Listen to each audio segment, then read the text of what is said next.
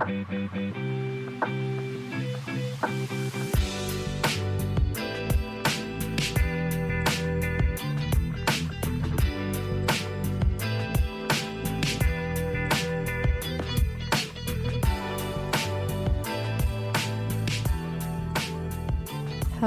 my dear friends. Welcome to Lead to Gold, the podcast devoted to discussing all things growth and wellness. So happy you're here. I want to say right off the bat, I don't know if it's the fact that I'm like getting over a weird little cold or that my allergies are bad today. I just want to say sorry if my voice sounds different. It's definitely annoying to me. I don't know if anybody else cares or can tell, but I'm just going to put that out there right there at the start. And I would also just like to say, hi, if you have never been here before, welcome in. I'm so happy to have you. I want you to know right off the bat that Lead to Gold is not your typical wellness podcast. This is not performative. This is as realistic as it gets. I always want that to be at the central core of the mission here. So if you are a little bit tired of like the BS spirituality, spiritual bypassing, all of that good stuff, not so good stuff, you've come to the right place. I'm really happy to have you. I hope you stick around. I hope you find something of value here in this conversation. And if you like it, if you want a little bit more, I want you to know that Lead to Gold is not just a podcast, it's also a blog. And you can find over 70 blog posts at leadtogold.blog. Super easy to remember. The link is in the show notes. I write something every other Monday, and then there's something here on the blog every adjacent Monday. So if you're following along, you're getting something from me every single Monday. I would love to have you along for the journey. All of the things over on the blog are basically the same things we talk about here, just in a writing format. And in addition to that, I also have a little monthly newsletter that I like to send out if you super duper want to stay up to date, or if you just want a little bit of like a media roundup for recommendations. If you're bored of whatever you're listening to or watching, I tend to throw those out once a month. I also include a monthly playlist that you can use and find on any streaming platform that you currently use. So if any of that sounds interesting to you, the link to sign up for the newsletter is at the bottom of every page on my website. So you can go find that there. Last but not least, I will just say, if you enjoy this episode, if you have enjoyed any of my previous episodes, it would mean the world to me if you could give a quick rating or review wherever you're listening to this, and if you could share an episode with a friend. That is both wonderful ways to help the show grow a little bit, to help it find its people. And that's all I'm wanting. I want to spread the word. I want to meet the people that need to hear what we're talking about here, who above and beyond just really need a space to talk about wellness, but in a very realistic, very grounded way, because that is the mission after all. If you do any of those things, if you do none of those things, again, I'm just really happy to have you. So thank you so much for stopping by. And today we're going to have a really, I think, interesting conversation, a really potentially nuanced conversation. I've been wanting to talk about this for a while because it is something that I have experienced in many different ways, but it's a little bit maybe out there to some people. It's a thing that I don't think is very often talked about, even in wellness or spiritual spaces. And I want to shed some light on it. So we are talking today about altered states. And I think when a lot of people think at first glance about what it means to be in an altered state, they're probably thinking about drugs. Namely, I think that's the most common way to reach what we would consider an altered state in this day and age, or that is at very least the easiest way to reach an altered state. I think some people also associate this with religion. It's pretty easy in certain circumstances, depending on your religious practices or the places that you attend worship.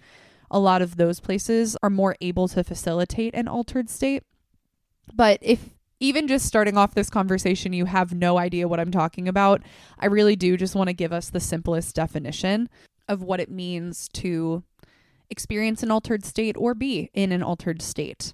First off, the full wording, the full phrase is an altered state of consciousness. So when we talk about that, we are quite literally just saying that an altered state of consciousness is any mental state significantly different from your normal waking state. Again, this can be induced in various ways.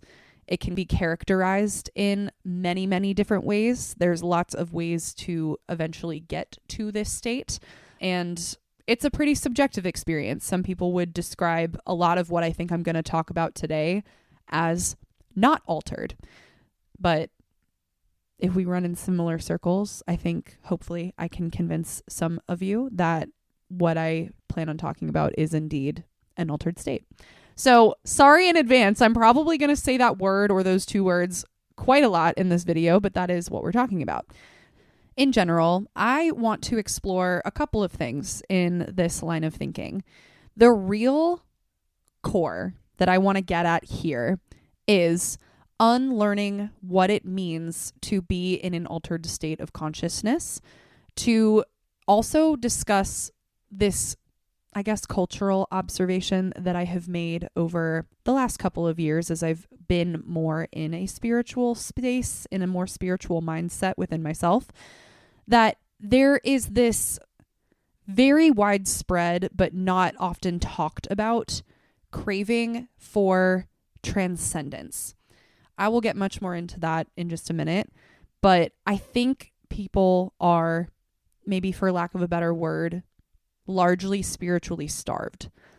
We are not really getting these meaningful experiences that we can't explain as much as I think humans who were alive before us were able to experience them. It's a lot to do with the ways that we see religion nowadays. It's a lot to do with scientific advancements, which are definitely not a net negative, but our society has changed a lot. And I think with that, we have largely dropped this thing that gave a lot of people a great sense of meaning. And we just don't really quite know how to get there anymore. But it's at a detriment, I think, to most people. So I want to talk about that sort of like hunger, that thing that a lot of us are really wanting, but we don't really know how to get it. I want to also talk about the difference perhaps, but more so just like the ways that people define what it means to be in an altered state of consciousness and why that does not need to be drug induced, nor does it need to be religiously induced. There are ways to experience this intense presence or this intense emotion completely 100% sober. And again, going back to what I just said, I think that a lot of people don't necessarily believe that, or they've never experienced it themselves. But I'm a living testament and I want to talk about it because it is something that I still, because I know that it is a real thing and I know that it is something that I have gotten to, I crave it. I want more of it. So I want to talk about not exactly how to get there, because I don't think there really is one clear-cut way, but I want to talk about the things that we can do and change within our lives and the way that we relate to the things around us that could maybe potentially help some of us experience this, because it is a beautiful thing. I would call reaching an altered state, I would call it miraculous. Like, it is such a cool thing to experience in this life, and not a lot of people get to, not a lot of people know when they do experience it, or they don't really know how to name it or how to talk about it. So yeah, I want to talk about it. Hope you'll stick with me. Hope this one isn't too out there for you. I am genuinely very excited to get into this. So let's do it.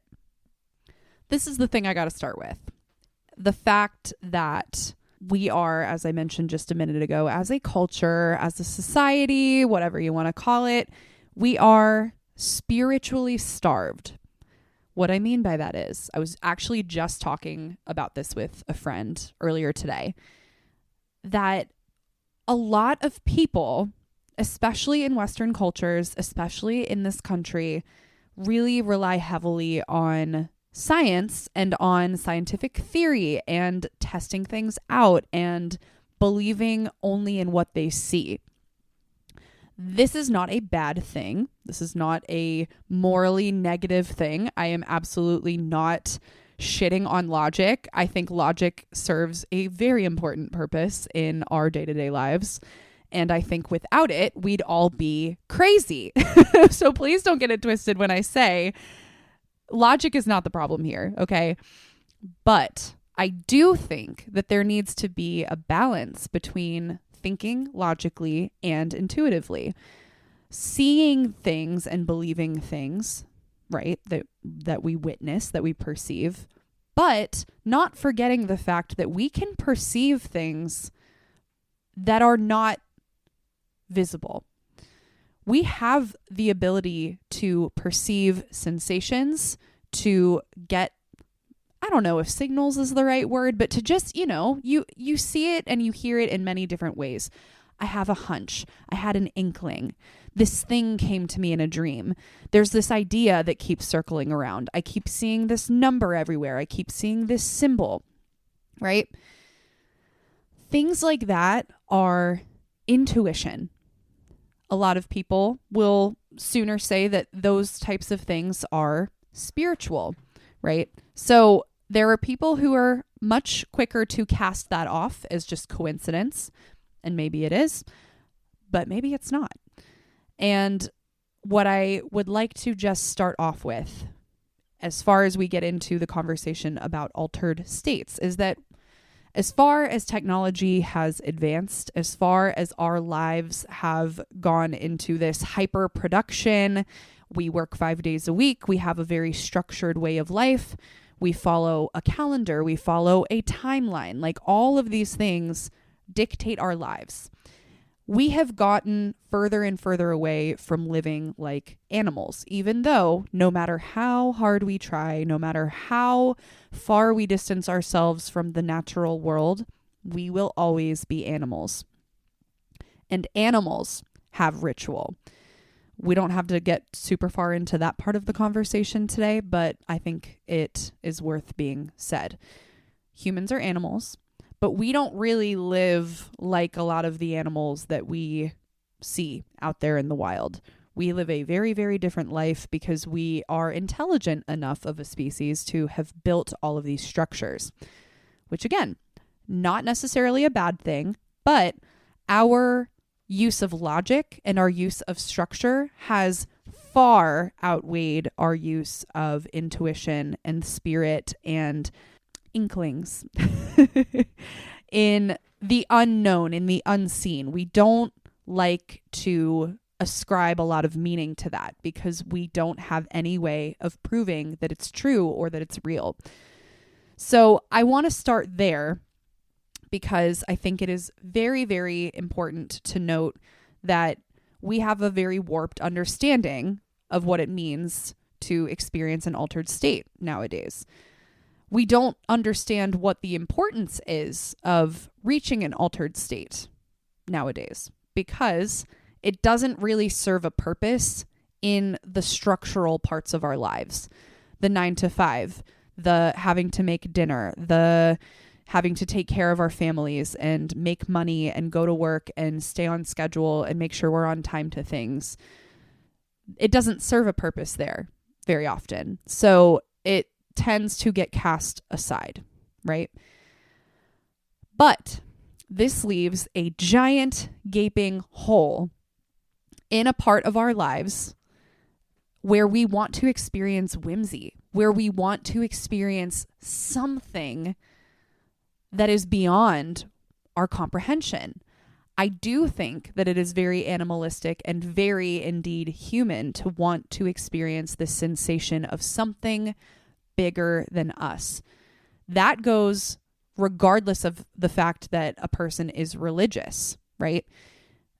I would argue that even the most atheist person that you have ever met in your entire life still, even if they won't admit it, craves something that just feels bigger and more important than them. It does not need to be a deity. It does not need to be anything religiously tied at all, which we're definitely going to get into. But that's a really important image to conjure. I think it is extremely normal and human to want something more. Even going back to the production conversation, the fact that we are all overly productive or very, very incentivized to be overly productive, to work ourselves to the bone. It's because we have this promise of something more. If you do more, you'll achieve more. If you achieve more, you'll experience more. We all want more in some way, right? So then that begs the question. We are all hungry for something. And I think the thing that kind of starts to tie this more into altered states is that a lot of people find either comfort or entertainment in drugs, right? It's completely socially acceptable to drink, to have even like a low form of alcoholism, right? It's very socially acceptable. I was just talking about this with Paul in my last episode with Alka, right? It's so normal. It's so acceptable to drink every single weekend until you reach the altered state of being drunk. Being drunk, you don't feel like your normal self. You're more confident. You're more social. It's easier for you to go and talk to people, to meet people. It's easier for you to dance. Arguably, it's easier to do the things that humans were, maybe for lack of a better way to explain it, more naturally good at before we lived such individualistic lives. And I think the same goes in a lot of ways for religion, because when you are gathered in a religious space, you have a built-in community. You all have this in common deity that you worship or that you sing to or that you praise. You all have this central idea that you're gathering around, and that also induces an altered state quite easily. Because when you have the masses around you doing the same thing, it's kind of like that hive mind thing, right? You've ever heard of psychologists or generally people talking about like the mob mentality. When you're around a lot of other people who are excited or fired up or whatever the emotion is, it's much more likely to induce some sort of large collective action that is much more powerful than what an individual could do. So I tend to think of religious ceremonies and religious practices in that way. Either way, experiencing a symptom of a drug like alcohol or weed or mushrooms or LSD, all of these conjure an altered state, much like when you are in deep, deep religious practice, when you're praying, when you feel very close to your God, when you're in a group of people who are all praising this God at the same time. It's very common to reach this different level of consciousness where you act and behave and think in a way that you don't normally think when you're completely sober. But here's where I kind of want to pick at this, because most people gravitate toward one or the other. More likely, I'm going to say, I know I keep talking about just these two things, either like a drug-induced or religiously induced altered state. More commonly, it's going to be a drug-induced thing because that is the easiest and fastest way to experience this sort of existential mode of thinking or this different behavior, right? You're going to behave and think in very different ways, even if it's only temporary, right? We can't be in this altered state forever. We have to come back to reality at some point, and I would argue that that is universal unless you have reached enlightenment, which extremely few people have. So in any case, we'll get to enlightenment in a little bit. That's not really what I want to get into for the general ideas here. But what I want to pick at is the fact that you do not need to induce an altered state through an external source. The power, I know this is so cliche, but it's true. The power is within you to experience this heightened sense of presence. I'm going to keep coming back to the idea of presence because at least for me, that is kind of the crux of a sober altered state.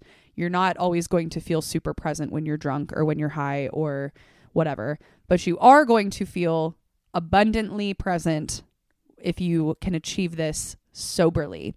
Is soberly a word? I think it's a word. Anyway, I want to talk about this, and I want to share a more in-depth story of I have experienced sober altered states several times now, and every single time they are magical. But I want to share the most recent one and the most easy to describe one, although it is quite hard to describe, but just to give us a sense or an idea of like how this could come about. I want to start off by saying this is not something that I can just go into. It is random because I haven't experienced it enough to know exactly like what causes it, but I think I can point toward a couple of things. So here was the day.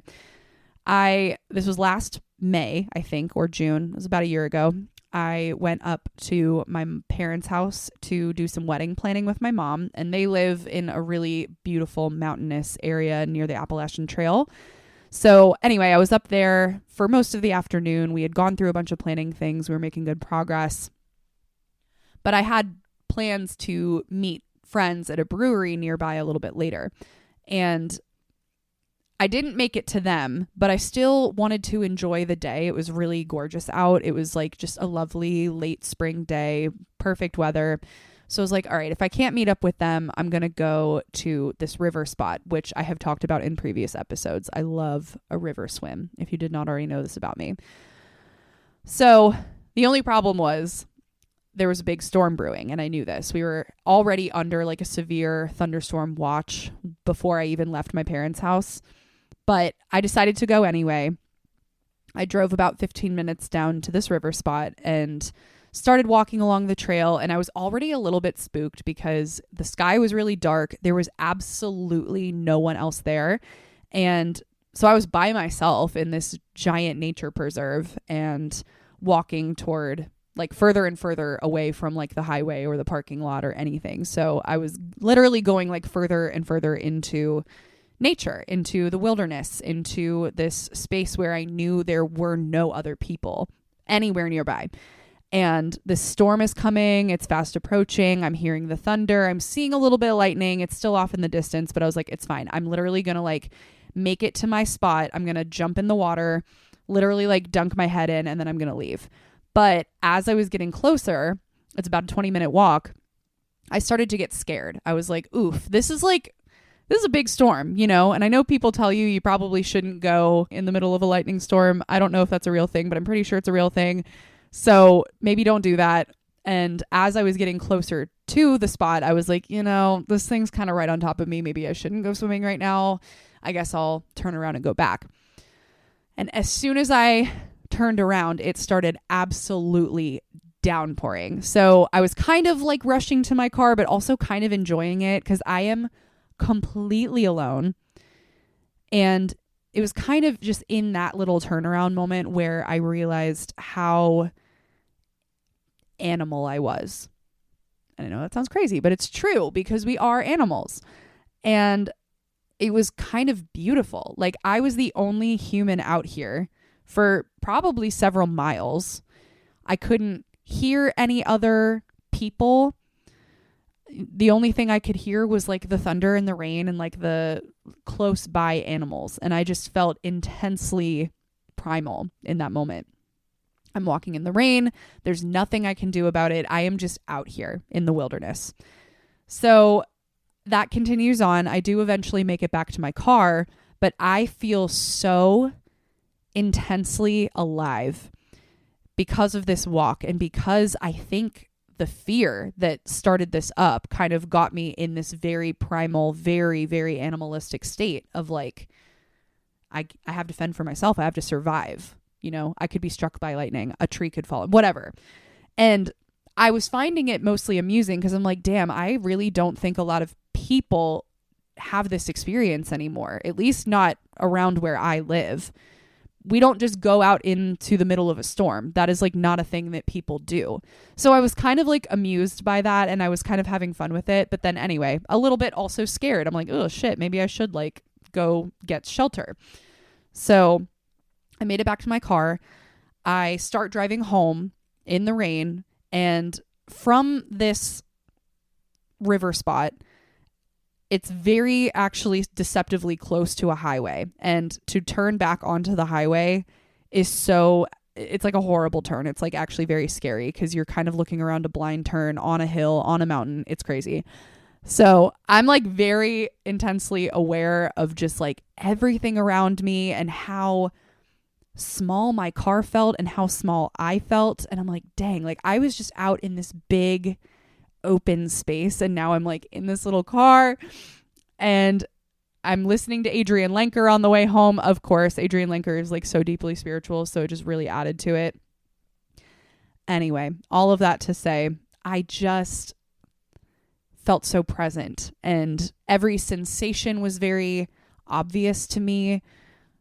The other cars around me were very, like I was just paying extra attention. I was so hyper aware, but not in a weird productivity way, like in a very animal way.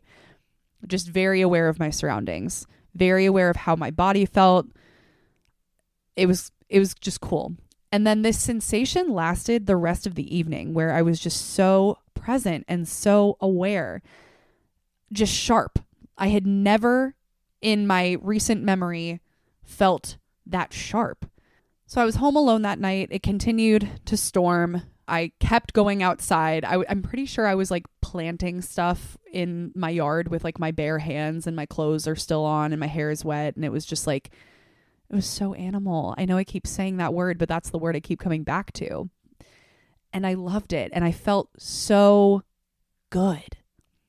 And there's truly no better word to use than to say it just felt so good. And it freaked me out how unfamiliar it was, because it felt so natural at the same time. It was natural but unfamiliar. And I loved it. And ever since that day, I have sort of been chasing this weird high of I want to feel that intensely present again. And it does come to me in smaller ways. Since that day, it hasn't lasted as long as it did that day, but it reminds me of a lot of what I guess you could call enlightened people describe when they talk about enlightenment. Enlightenment is sort of a permanent thing. So that sensation, if you are truly enlightened, never really goes away. But I realized that in hindsight. I was like, I think I was temporarily enlightened. That's kind of how it felt. Because I just felt euphoric and good and close to my body, close to myself, aware of the world around me.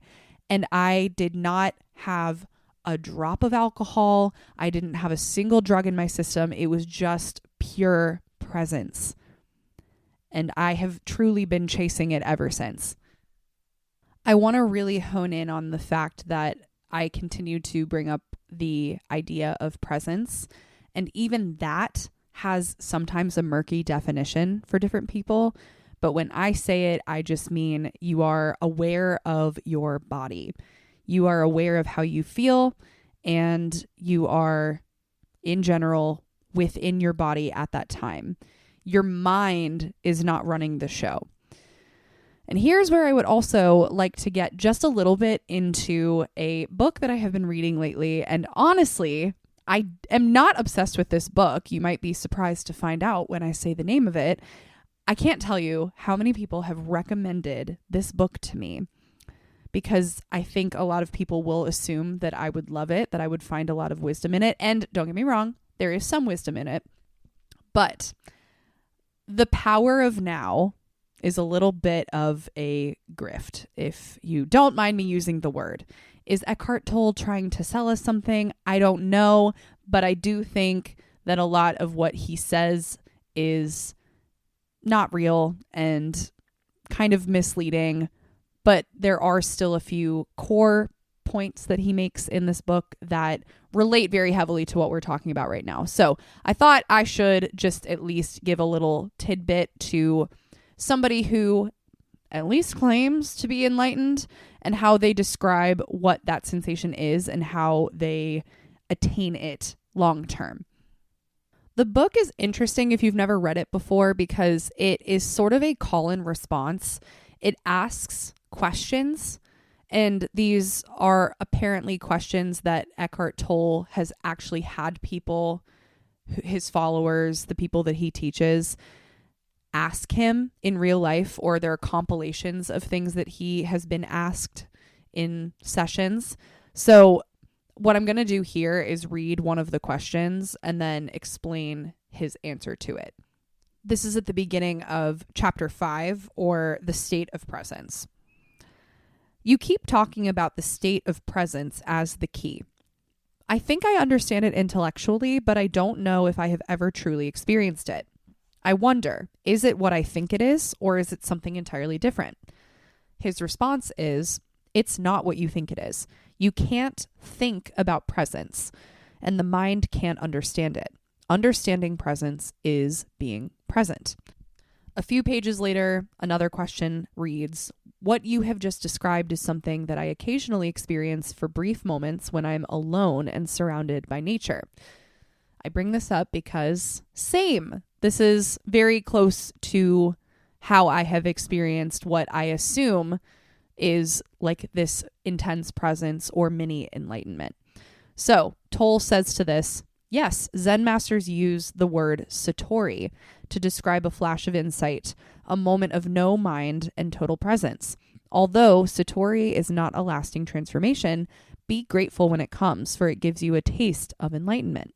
You may indeed have experienced it many times without knowing what it is and realizing its importance. Presence is needed to become aware of the beauty, the majesty, and the sacredness of nature. Have you ever gazed up into the infinity of space on a clear night, awestruck by the absolute stillness and inconceivable vastness of it? Have you listened, truly listened, to the sound of a mountain stream in the forest, or to the song of a blackbird at dusk on a quiet summer evening? To become aware of such things, the mind needs to be still. You have to put down for a moment your personal baggage of problems, of past and future, as well as all your knowledge. Otherwise, you will see but not see, hear but not hear.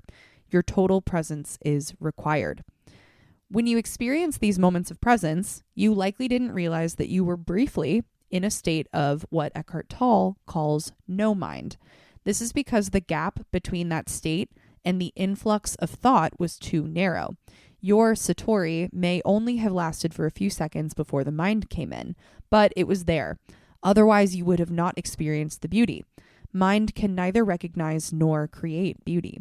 Only for a few seconds, while you were completely present, was that beauty or sacredness there. Because of the narrowness of that gap and a lack of vigilance and alertness on your part, you were probably unable to see the fundamental difference between the perception, the thoughtless awareness of beauty, and the naming and interpreting of it as thought. The time gap was so small that it seemed to be a single process. The truth is, however, that the moment thought came in, all you had was a memory of it.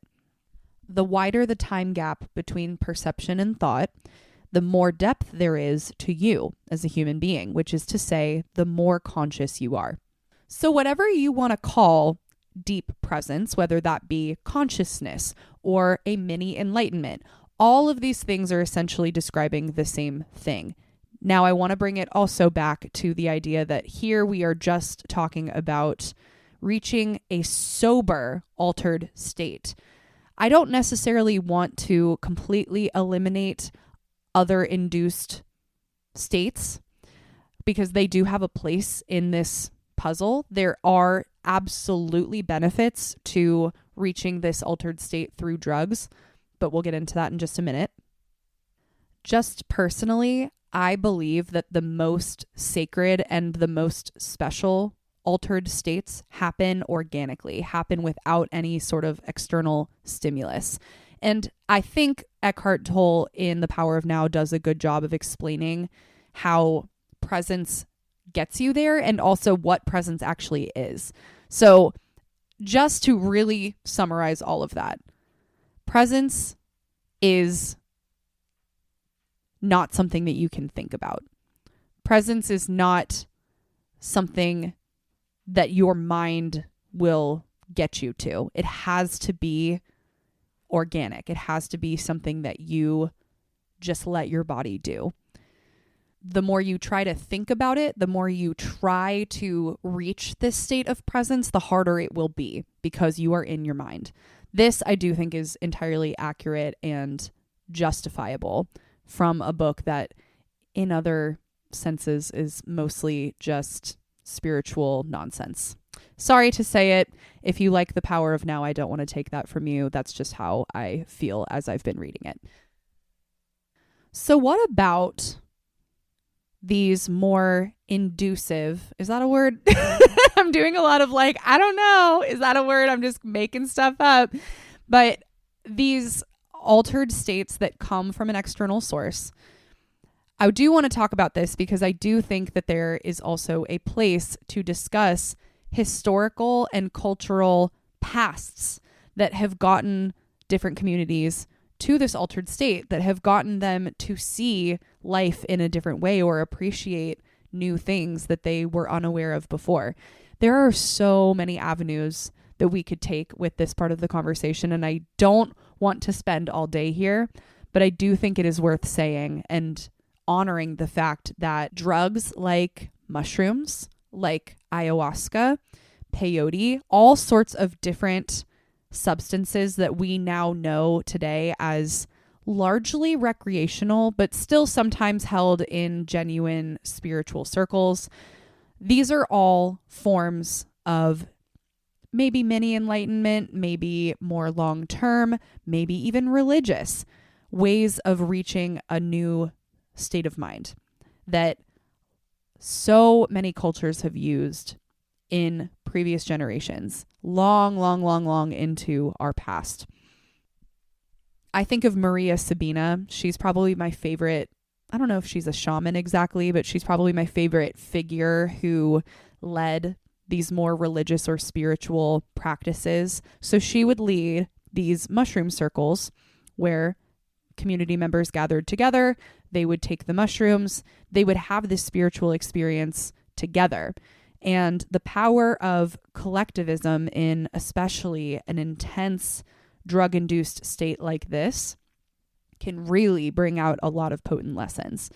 If you know people who have experienced with different psychedelic drugs in particular, they're probably very familiar with seeing these deities or experiencing a closeness with some sort of spirit that they had never encountered before.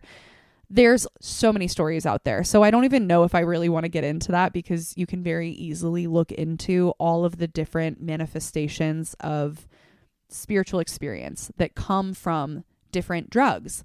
And it's really cool, I think, that depending on which drugs you are taking, it's like the same entities that come out of them. DMT is a really popular one where people tend to see the same images or have the same experiences, which I just think is very interesting and is very valid as a form of reaching a different state of consciousness that can be extremely beneficial to people who have experienced trauma or who have been trying for a really long time to work through something that they just haven't been able to kind of get to the other side on. We know that psychedelics in particular have created massive benefit and change in the lives of people who have struggled with this. And I also want to just take a moment to acknowledge the fact that this has now moved into the scientific and medical field. This is not some out of left field, woo-woo, random shit. This is very, very deeply rooted in history. It is very sacred to a lot of cultures, and it is now being recognized in Western medicine as a valid and beneficial form of deep therapy for people. So this is in no way to villainize the fact that a lot of people have found great benefit and great use out of substances of many, many kinds. Yes, there is a downside. Yes, there are side effects to any and all drugs that we may put into our body, but this is absolutely in no way to shame anyone who uses those drugs or has found benefit from those drugs. I think in my own ways, I have too. But I do believe, again, that finding a way to reach an altered state through sobriety, if possible, is something that certainly is much harder to do. It is harder won, but that in and of itself, the fact that it is harder to achieve makes it in a way more sacred and more powerful.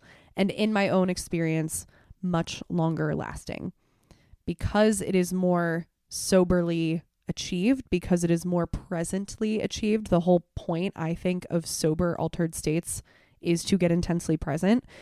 It becomes more yours, if that makes sense. In a way, it's almost more impressive. And again, this is not to rag on anybody who utilizes substances to get to that point, but I do think it's almost in a weird way kind of more impressive to go about the world and be able to tap into this higher level of consciousness, if you even want to call it that, without relying on an external substance. It's just, I don't know, every time it's happened to me, I've looked back on it and been like, dang, I don't know how I did that, but I did that. There's also a lot of in between here, and I want to get very honest about that too. I think some of the most spiritual experiences I've had have come after not using mushrooms in a sacred circle or anything like that, but quite literally having like 2 beers at trivia, hitting the vape pen that my friend brought, and then going home and sitting in front of my altar.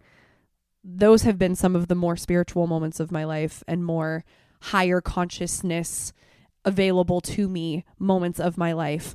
Laying on my bedroom floor when I was still living in my parents' house, like definitely probably had a glass of wine or hit the bubbler and blew it outside the window. But then I'm, in this state of a little bit of bliss, a little bit of whimsy.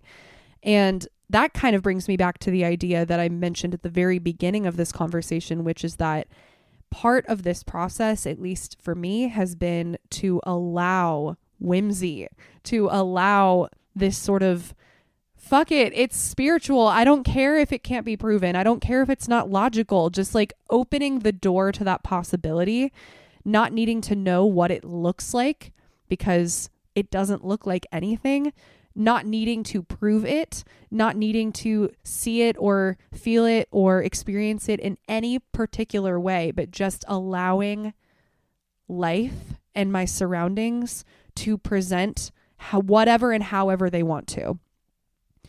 It's much easier said than done. This is not something that I, or probably almost anyone, can just tap into whenever they feel like it. This is something that when it comes, I am like, oh my God, it's here. Yes, yes, yes. And then I cling on to it. And that in and of itself probably decreases its value a little bit. It makes the moment a little bit shorter or a little bit less authentic because I recognize that it's there. And then now I'm clinging. Now I'm doing the sort of mind game of like trying to stay in that place when that's not really how it works. This brings in another pretty general idea from The Power of Now that I do see the point here as well. I do think that it's similar in what we're talking about in this conversation, where there's a lot of weird opposites that happen in this sort of mind versus feeling sensitivity, this mind versus body presence. Eckhart Tolle argues in this book that you cannot be present in your mind. It's not possible. You can only be present if you are in a state of what he often calls no mind, or in a state where you are not thinking. Your mind is not running the show. It is fully your body. You're able to let go of generally all of your thoughts. This sounds impossible, and to be quite honest, again, a problem that I have with some of the explanations and intricacies of this book. I think it pretty much is impossible. I don't really think it is possible to go throughout your entire life without thinking thoughts. Like, that's just not really how we operate as humans. But his point, nonetheless, is that you won't achieve presence if you are occupied in your mind with your thoughts. So instead of recognizing that you're in this moment of an altered state, in this moment of bliss or euphoria or intense presence or whatever you want to call it, and clinging to it and willing it to last longer, where you put yourself in your mind, what you can do instead is allow it to be. Don't try to do anything to it. Don't even really try to like react to it or revel in it. You just allow it to be. You feel how good it feels. You continue on with your day. You probably will notice that it lasts longer, that you can stay there longer before the mind comes in or before you get distracted or before the day ends, whatever ends that little mini enlightenment, if you will. You can just stay there because you are not doing anything to like will it to stay longer. I hope that makes sense. That's the general argument of the book. And here where I want to kind of end this conversation, because we have talked a lot and circled a lot around this idea of soberly reaching an altered state or this heightened state of consciousness, whatever you want to call it. I want to share a few ways that I have seen other people achieve this and some ways that I myself have experienced it, which you can also try. Now, again, because we just went over it, the point is not to necessarily do these things for the sole purpose of getting to a different state of consciousness. It is just really purely for feeling good and feeling present and feeling in your body. And maybe you'll get there. Perhaps this moment of bliss or intense presence will show itself, and you will know when it happens. That's all I can say. You will know. So, a few things that I have really tapped into, that I have noticed, that I have seen other people talk about, and I think are great examples of this, are things like meditation, ecstatic dance, or flow states, right? Oftentimes I see it where if you are doing either of those things, like deep bodily sensational things like dancing, like meditating, where you're really focusing on different parts of the body, those actually get you into a flow state. If you can stay in that position, if you can stay doing what you're doing, even something like going to a concert, like a long concert, doesn't matter the genre. If you're dancing and you're in your body and you're enjoying the music and you're not thinking about other things, you will be much more likely to reach this flow state where you feel intensely present, euphoric, happy, whatever. So that is very common. That is a common way to do it. Another way to do it is not necessarily something that I have practiced or that I would recommend practicing, but they are ways that other people have discussed getting to this point where they are either fasting or doing some sort of sensory deprivation. So having some sort of stimulus that you are used to taken away, even for a temporary period of time, even for only a few hours or a few days, those are ways to heighten your sense of presence because you are forced to really feel your body in those moments. Again, notice how we're always coming back to the body. Breath work can have the same effect. Yoga can have the same effect. Deep prayer can have the same effect. All of these things channel you into a different mode of being, mode of living, if only temporary, that take you outside of your usual form of just going about your day, thinking about things, doing different tasks, completing different tasks, being productive, talking to people, whatever. It takes you out of that. You are very intentionally doing something very different from your usual daily routine or very different from your usual structure. So these are all things that are very possible depending on your lifestyle, and different things will work for different people, but all of them are very possible to incorporate even into the busiest life. And just to round it out, I really do think that if this is not already something that is a part of your life in some way, I'm not even necessarily saying that you have to like regularly experience an altered state of consciousness or a higher state of consciousness or whatever. not what I'm saying. What I am saying is if you are feeling this lack, if you are feeling this sort of mundaneness, maybe even boredom with the way that the usual routine of life is going for you, this is something to consider trying. This is something to be open to. And this does matter quite a lot beyond the individual. If more people were open to the possibility of receiving, I don't even want to say divine wisdom, okay? That's like where my brain goes with it, but just open to receiving the unseen, open to experiencing something that you cannot explain, or feeling something out of nowhere that you don't know where it comes from, but you know that something shifted. If just a few more of us could be open to the possibility that that can be life altering and that it is life altering, then we would be better off as a collective. This goes all the way back to what I was saying at the beginning of this episode, where we are very spiritually starved. A spiritually starved culture looks like one that, as we discussed, only takes value out of what can be seen, what can be proven, what can be shown time and time and time again. But that is so little of our reality. It's our understood reality, but I always come back to this idea too. I talked about this in a few episodes ago about the fact that we are still animals. We don't really understand everything, and it is impossible for us to understand everything. I know we give ourselves a lot of credit. I know we are a very intelligent species, but we cannot possibly understand the entirety of this crazy universe that we are a part of. We just can't. We're so fucking small. So, in that knowing, even if it scares you, be open to the idea that some things can come through for you.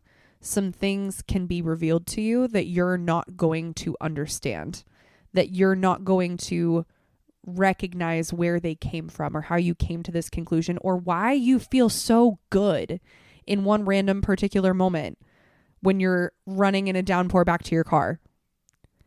There doesn't need to be an explanation. We can just allow that to be the reality that we're in. And we can take this much further. I am far from enlightenment, y'all. Far from it.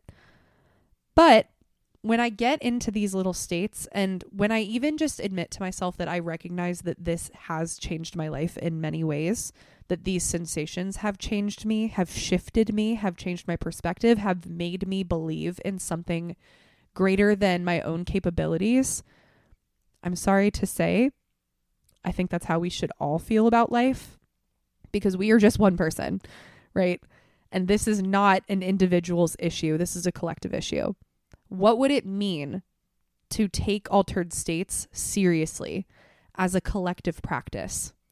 Not something that you necessarily have to do or get into with other people, but just something that everyone regularly practiced.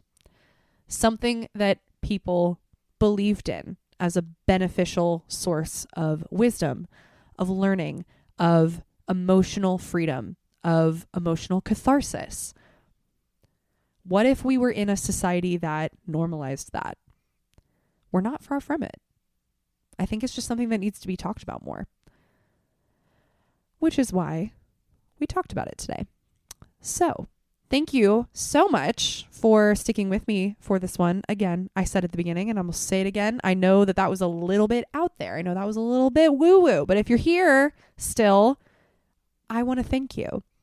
And I want to validate you in the fact that this is not woo-woo. This is very true to humanity. This is an experience that we all are capable of having, and that I really genuinely, sincerely hope everyone gets to experience at some point in their life, if not much, much more than you already have. Because it is a truly miraculous experience. And we need more of that. Period. That's all I have. I want to get into our little game of We're Not Really Strangers, just to top this episode off with something maybe a little bit more grounded, and we'll get into that. Let me go grab my cards and we will pull a question from it. All right, here we are. What is one thing, big or small, that you're most looking forward to? What about it excites you most? Okay. Well, for me, this is actually an opportune time to give a little mini announcement that as of the day I'm recording this, in 3 days, I will be packing up and leaving for Japan with some friends in the next couple of days. Yeah, for about 3 weeks. So I'm super excited for that. I've never been to Japan before, and this is a trip that me and my now husband and one of our best friends planned way back in 2020. And for obvious reasons, we did not get to go to Japan in 2020. So we've always kind of had it on the back burner. We've always said that we were going to like revamp it and try to get back to it someday. And I had my various like doubts on whether or not we actually would, but here we are. Thankfully, my friend Eva never gave up on the extreme and intense desire to go to make this trip happen. So we are finally making it happen. And the nice thing is we have a little bit more money now, and we have a couple more friends that are going to tag along. So it's going to be a really big adventure. I'm so excited.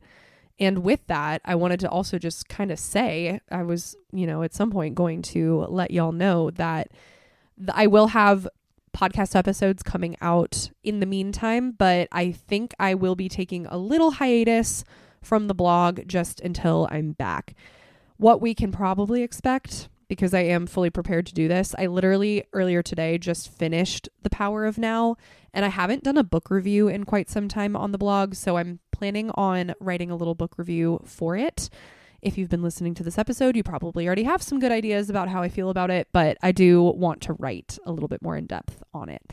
So that will probably be the next blog post that comes out, but I believe after that, there's going to be a week that gets missed. So apologies for that, but I want to enjoy my time over there. I don't want to have to worry about like having to find time to sit down and write something. So I'm just going to let it flow through me and have a good ass time. And that is what I'm most excited for. And I'd say that's a pretty big thing. But how about you? What are you most looking forward to in the near future, big or small? And what about it excites you the most? I didn't even answer that question. I think the thing that excites me the most is very much the food, very much all of the things that we're going to be able to like go see that I've always seen but haven't experienced. So yeah, food is the number one, but also the 7-Elevens over there, the extremely high quality seafood, the baseball games, the drinking culture. It's going to be great. I cannot wait. And I cannot wait to come back and share the details with you. So in the meantime, I hope you have the most wonderful, abundant start to the summer solstice, wherever you are. Maybe you're in the winter solstice if you're down in the southern hemisphere. Wherever you are, I hope that the solstice is wonderful for you. I hope that it shifts something in you. I hope that it gives you an opportunity to maybe get into your body a little bit more and experience what goodness lies there, because it is so underappreciated. And I hope that we've, given you reason to go see what magic is there in this episode. I love you so much. We will chat so soon. And until then, I wish you well. Bye.